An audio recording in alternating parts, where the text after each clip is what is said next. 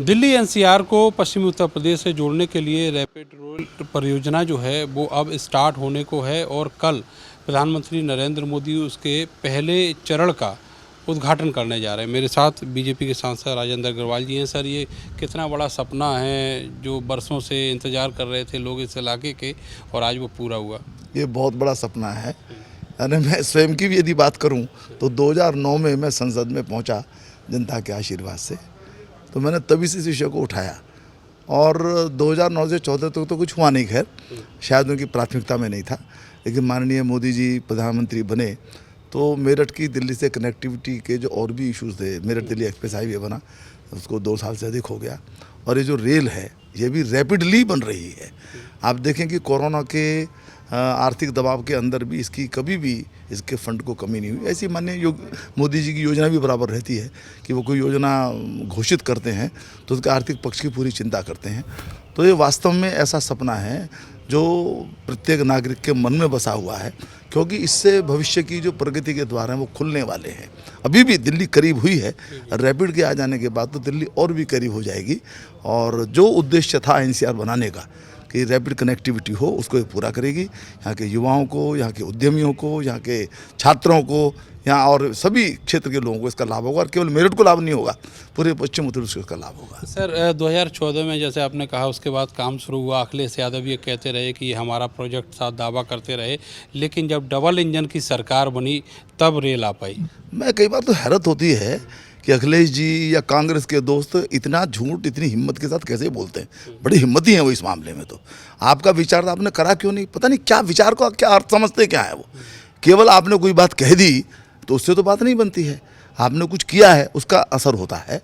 तो अब जैसे अरविंद केजरीवाल हैं, उनको विज्ञापन के लिए उनके पास पैसा है, लेकिन इसको देने के लिए पैसा नहीं, सुप्रीम कोर्ट ने उनको लताड़ लगाई है। तो ये जो बातें हैं, जो परीक्षण होता है किसी भी सरकार की गंभीरता का, वो उसके द्वारा किए गए कार्य के माध्यम से होता है। उस मामले में तो अखिलेश जी शून्य बैठते हैं। तो आज जो कुछ भी काम हुआ, यानी हमारे सामने तो अनुभव ये है कि 2014 में माननीय प्रधानमंत्री नरेंद्र मोदी जी आए देश के अंदर प्रधानमंत्री बन करके।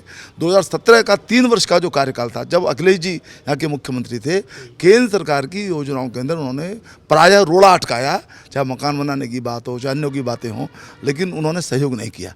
योगी जी आए तो डबल इंजन की सरकार बनी, तो रैपिड की गति और तेज बढ़ गई। सर, अभी पश्चिमी उत्तर प्रदेश में ख़ास तौर से जहाँ जहाँ रैपिड रेल पहुँचेगी और उसके इर्द गिर्द जितना इलाका है, आप कितने बड़े डेवलपमेंट की उम्मीद कर रहे हैं आने वाले समय में? मैं समझता हूँ कि अभूतपूर्व होगा, और जो आवश्यकता है क्षेत्र की भी आवश्यकता है, यानी जिसका कॉरिडोर बनेगा उसमें डेवलपमेंट होगा। और देखिए, आवागमन की सुविधाएं जब होती हैं उसी के अनुसार व्यक्ति उद्यम में पैसा लगाता है, तो पूरे क्षेत्र का समग्र विकास होगा। और वास्तव में माननीय प्रधानमंत्री जी ने जब हाईवे का भी शिलान्यास किया था तो उन्होंने कहा था कि मैं मेरठ के व्यक्तियों की पुरुषार्थ को मैं जानता हूँ, ये बन जाएगा तो वो सबसे आगे निकल जाएंगे। तो माननीय प्रधानमंत्री जी का जो विश्वास है मेरठ के संबंध में, इसको हम चरितार्थ करेंगे और संपूर्ण क्षेत्र का अद्भुत विकास होगा। मैं माननीय प्रधानमंत्री जी का और माननीय योगी जी का, उन्होंने बराबर जब भी बजट के अंदर पैसे की जो भी प्रावधान था उसको पूरा किया। मैं बहुत बहुत मेरठ की जनता की ओर से उनका अभिनंदन करता हूं, आभार करता हूं उनका। सर, मेरा आखिरी सवाल आपसे ये है कि मध्य प्रदेश में जैसे गठबंधन चुनाव लड़ रहा था, लेकिन वहाँ पर जो सीटें हैं उन पर अपने प्रत्याशी उतार दिए समाजवादी पार्टी ने। अब मामला जो है फंस गया है, बातचीत जो है वो बिगड़ने के कगार पर है। तो आपको क्या लग रहा है कि ये जो गठबंधन है ये 2024 के लोकसभा चुनाव के मुहाने तक पहुंच पाएगा? ये गठबंधन था ही कब? मैंने एक बार ऐसे कह दिया था, मन का ये दाल बना रहे हैं पर जूते तो पहले से ही रखे हुए हैं।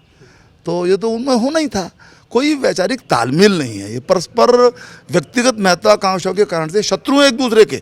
शत्रुता इन्होंने करते रहे हैं, इनकी महत्वाकांक्षाएं इतनी ज़्यादा हैं जो इनके पुरुषार्थ के अनुपात में कई गुना हैं।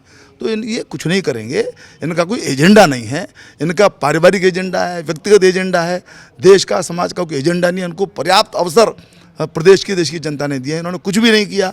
आज माननीय मोदी जी उनको दिखाई देते हैं, योगी जी को दिखाई देते हैं कि जो वो कहते हैं वो करते हैं। इसलिए कोई न चुनौती इनकी थी, और जब ये गठबंधन बनाने का नाटक कर रहे थे तब भी हमें अंदाजा था कि कुछ होने वाला नहीं है। सर, लेकिन पश्चिमी उत्तर प्रदेश में आरएलडी जो है वो पिछले चुनाव में देखा गया कि अपने ताकत के साथ वो निकल कर आई, तो उनसे गठबंधन तो है, लेकिन निकाय चुनाव में देखा कि जो कैंडिडेट थे वो दो जगह, एक ही जगह दो कैंडिडेट उतरे, दोनों पार्टियों के, तो आपको क्या लगता है कि उनका जो टाई अप है वो बना रह पाएगा? कहाँ बना रह पाएगा? लोक दल को अपने प्रत्याशी तक नहीं मिले, लोक दल के नाम पर समाजवादी पार्टी के प्रत्याशी खड़े किए गए। ये सबने देखा है ये। और यदि कुछ प्रभाव होता तो सीट ना जीतते वो, लोकसभा के अंदर एक भी सीट उनको नहीं मिली। ये बहुत सारी बातें हैं, मैं ज़्यादा कोई टिप्पणी नहीं करना चाहता, परंतु देखिए जनता जो है परफॉर्मेंस देखती है, जनता कमिटमेंट देखती है, जनता सेवा देखती है, सारी कसौटियों के ऊपर ये सब जो दल हैं जब भी इनको अवसर मिले ये कुछ करे किया नहीं इन्होंने।